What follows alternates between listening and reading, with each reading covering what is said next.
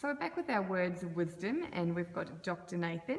Back again. Yes. So Nathan, we spend a lot of time talking about wondering and dreaming. Absolutely. So can you share a little bit with our superheroes just how much dreaming you do?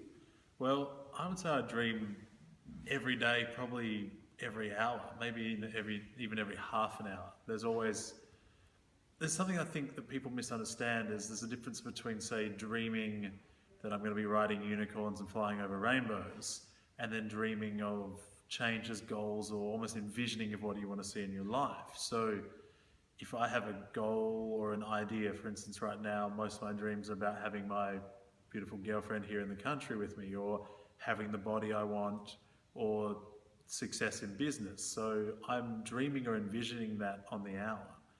And you don't really need to be asleep or anything like that. You just take that brief moment, go into yourself and have a look. So there's no shame or problem with dreaming. And it doesn't really matter how outrageous it could be. Sometimes we need the unicorns, rainbows, and magicians, Harry Potter style dreams. But express yourself. There's no more beautiful place than in the dream world.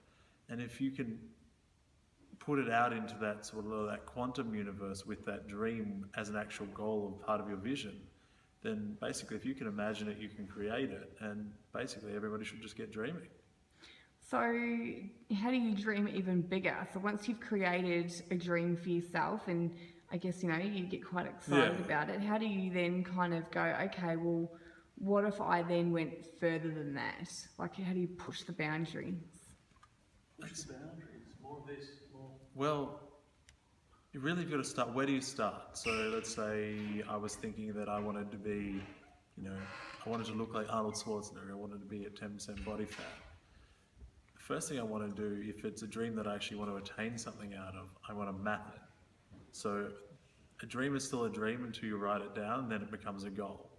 So when we put it down in our goals on our vision board, that's when it really becomes something personable and something we can aspire to.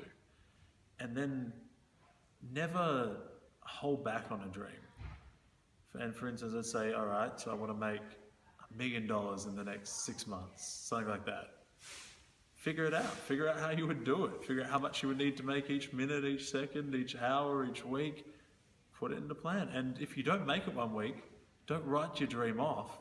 Just figure out where you go on from there. Keep putting those strategies and committing to it. And you really won't let yourself fall apart on it.